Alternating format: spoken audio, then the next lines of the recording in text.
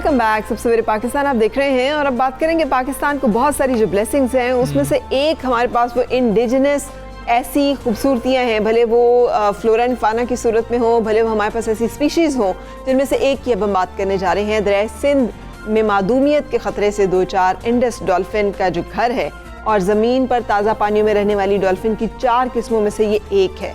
और इस हवाले से एक अच्छी खबर है। अच्छी खबर है वो ये है कि WWF और दीगर मुतल्लिका इदारों की कोशिशों से दरियाए सिंध में मौजूद इंडस डॉल्फिन की तादाद अब कुछ बढ़ने लगी है। पहले भी हमने इस पर प्रोग्राम किया था कि बड़ी मुश्किलात अभी भी हैं। और WWF पाकिस्तान के मुताबिक मुल्क में इंडस डॉल्फिन की तादाद 1987 है।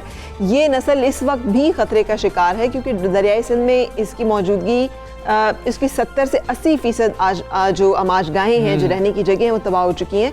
माहिरीन माहौलियात का कहना है कि दरियाए सिंध में कीमियाई और दीगर आलूदगी के साथ साथ डैमों की तामीर, डॉल्फिन का मछलियाँ पकड़ने के लिए बिछाए गए जालों में फंस जाना और मीठे पानी के बहाव में कमी वाक़ होना इसकी नस्ल को ख़त्म करने का बाइस बन रहा है। अच्छा, नाबीना डॉल्फिन जिसे सिंधी ज़ुबान में भुलन भी कहा जाता है, दुनिया की नायाब तरीन किस्म है जो सिर्फ दरियाए सिंध में ही पाई जाती है। भारत के दरियाए ब्यास में भी 10 से कम इंडस डॉल्फिन मौजूद हैं और यहाँ पर कुछ तादाद बड़ी है, लेकिन ख़तरात अभी भी फरा मौजूद है और उन ख़तरात पे बात करना और वहाँ के लोगों को एजुकेट करना बहुत ज़्यादा ज़रूरी है। तो इसी हवाले से हम बातचीत करेंगे WWF पाकिस्तान के टेक्निकल डायरेक्टर मौज़म अली खान से। अस्सलाम वालेकुम Mauzam Ali Khan, thank you for joining and good morning. फरमाइएगा कि WWF ने दरियाए सिंध में डॉल्फिन की तादाद बढ़ाने के लिए ऐसे क्या इकदाम किए कि इनकी जो तादाद और नंबर है वो बढ़ रहा है? सबसे बेहतर इक़दाम तो ये है कि जो हमने इसके लिए रेस्क्यू का एक प्रोग्राम बनाया है, इसके लिए एक स्पेशल एम्बुलेंस बनाई गई है जो माहीगीरों को अगर कोई जाल में फंस जाती है उसको रेस्क्यू करने के लिए।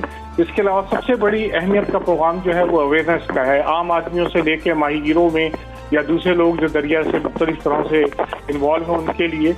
और इसके अलावा सस्टेनेबल फिशिंग के मेथड्स का इंट्रोडक्शन जो है, ताकि जालों में फंस के इनकी तो ये मछलियाँ, ये डॉल्फिन जो है, ये मैमल्स जो है ना मरें। और अलावा अभी सबसे अहम ज़रूरत इस चीज़ की है कि हमने अल्टरनेट लाइवलीहुड इस इलाके में, ताकि लोग जो माहीगीरी के गैर कानूनी जाल या ऐसे जालों को इस्तेमाल करते हैं जिससे ये फंस के मर सकती है डॉल्फिन, तो उनसे हटकर अपने दूसरे कारोबार में इस्तेमाल कर सकें। तो ये सारे जो काम हैं इनमें सूबाई हुकूमतों के महकमों के साथ मिलकर ये काम किया जा रहा है और बहुत सक्सेसफुल है।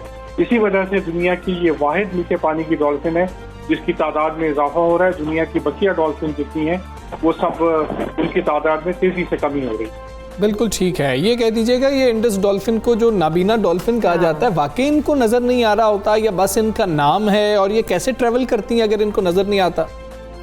ये फंक्शनली इनका आँख जो है वो यूजेबल नहीं होता है। इसमें समझ लीजिए आँख तो मौजूद है लेकिन उसके अंदर लेंस नहीं है।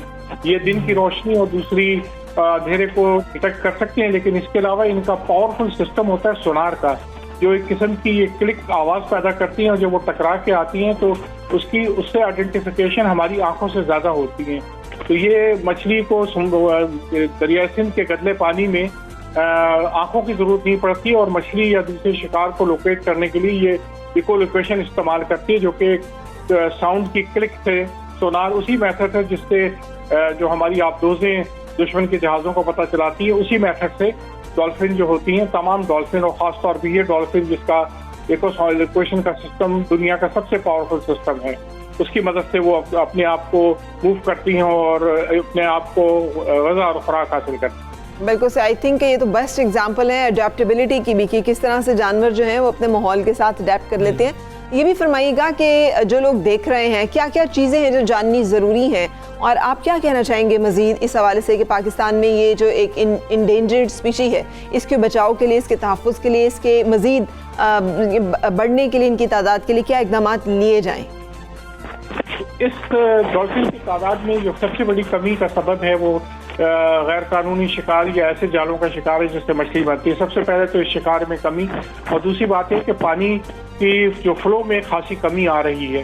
तो कम से कम एक सस्टेनेबल पानी का अगर अवेलेबल होगी, खास तौर पे बिटवीन जो गुद्दू का जो इलाका है, गुद्दू बैराज के इलाके में सबसे ज़्यादा पाई जाती है। इन इलाके में अगर पानी वाफर मिकदार में मौजूद होगा तो इन डॉल्फिन की तादाद में इजाफा होगा। सर्दी के मौसम में जब पानी कम हो जाता है तो ये साइड की जो दूसरी कैनाल्स हैं उनमें चली जाती हैं, वहाँ उनको ज़्यादा खतरात मौजूद होते हैं। तो बेहतर ये है कि तमाम इदारे और तमाम जो माहीगीर हैं, उसके अलावा आम पब्लिक अगर इसको तहफ़्फ़ुज़ के लिए काम करे तो ये मछली जो दुनिया में हमारे लिए एक आइकॉनिक सिंबल बन गई है, वाहिद डॉल्फिन है जो कि इतनी तादाद में इजाफा हो रहा है।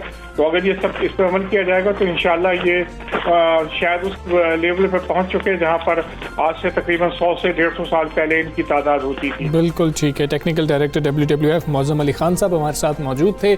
बहुत शुक्रिया आपका सुबह सवेरे को वक्त देने के लिए।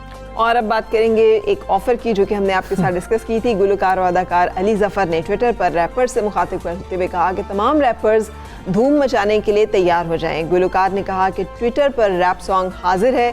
उन्होंने एक बीट उसका लिंक भी शेयर किया और कहा कि मुकाबले के लिए रैपर्स इस बीट पर रैप भेजें और 1 लाख रुपए तक नकद इनाम हासिल करें। अच्छा, ये ट्रेंड भी बहुत ज़्यादा बढ़ा है रैपिंग का ना। अगर हम भारत के अंदर देखें अब तो वो बाकायदा जिस तरह रियलिटी शोज होते हैं उस तरह से उनके प्रोग्राम हो रहे हैं और उसके अंदर इनको मदऊ किया जा रहा है। तो पाकिस्तान में उस तरीके से अभी शायद इसको, वैसे तो किसी भी म्यूजिक को नहीं समझा गया है, लेकिन इसको तो बिल्कुल ही एक्नॉलेज नहीं किया जा रहा। अमेरिकन इसका थोड़ा है, लेकिन उसके साथ ही पूरी दुनिया पे अब छा गया है। और बिल्कुल ऐसे ही है। और जो 1 लाख रुपया मिलेगा तो रैपर्स जो है उनको ये कम से कम घर वाले नहीं कहेंगे क्या काम तुम कर रहे हो, तुम्हें नहीं, घर वाले बिल्कुल नहीं कहते। उन्हें पता है कि अगर ये हिट हो गए तो ये अली ज़फ़र बनेंगे। और दूसरा ये कि उन्हें एक और सिर्फ लाख रुपया नहीं, सेकंड रनर अप जो है उसको 50,000 रुपया मिलेगा और ऑफिशियल वीडियो का हिस्सा भी बनेंगे और उनका जो रैप है वो फेसबुक पर भी शेयर किया जाएगा। तो ये सब वो इतनी ऑफर्स हैं, लेकिन हमसे इसमें अच्छी बात जो मुझे लगी, अपॉर्चुनिटी मिलेगी बहुत सारे ऐसे हमारे टैलेंट को जो कि बहुत सारी जिन्हें नई जगह मिलती है, जिन्हें समझ नहीं आता कैसे वो अपनी टैलेंट को उसको शेयर करें।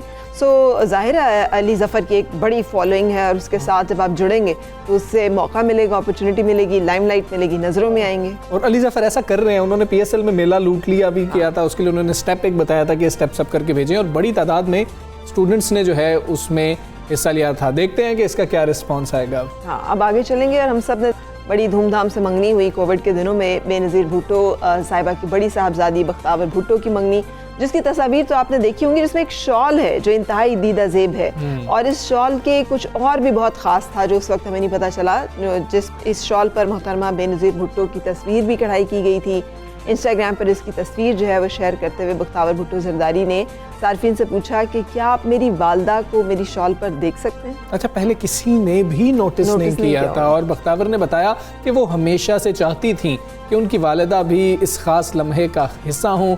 शॉल में 2 मुख्तलिफ कहानियाँ बयान की गई हैं। आप ये देखें तो किस तरह से डिज़ाइन की गई है। पहली कहानी में बख्तावर भुट्टो की अपने घर वालों के साथ तस्वीर कढ़ाई की गई है और दूसरी जानिब एक मंजर में दुल्हे को मंगनी की अंगूठी समेत आते देखा जा सकता है। अच्छा, मुझे तो नहीं, ये बात इसकी सेंटिमेंटल वैल्यू बहुत है कि अपनी माँ को उन्होंने अपनी उस तकरीब में शामिल रखने का जो एक सोच और अंदाज है, ये यकीनी तौर पर हर बेटी जिसकी माँ दुनिया में मौजूद ना उसकी ख्वाहिश भी होती है और उसकी ये सोच भी होती है।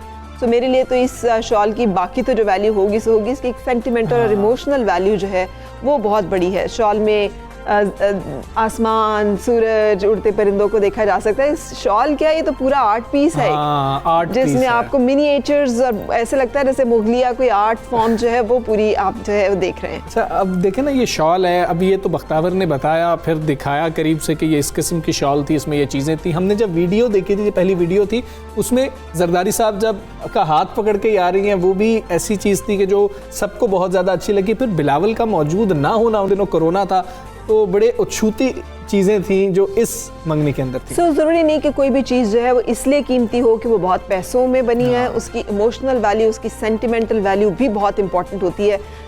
इनको भी एहसास से जुड़ी हुई ये बातें होती हैं। ख्याल कीजिए अपना भी और दूसरों की इन नाजुक सी फीलिंग्स और जज्बात का भी। And have a good day. इंशाल्लाह कल फिर मिलेंगे। इजाज़त चाहेंगे हम दोनों उस वक्त तक के लिए। अल्लाह हाफ़िज़।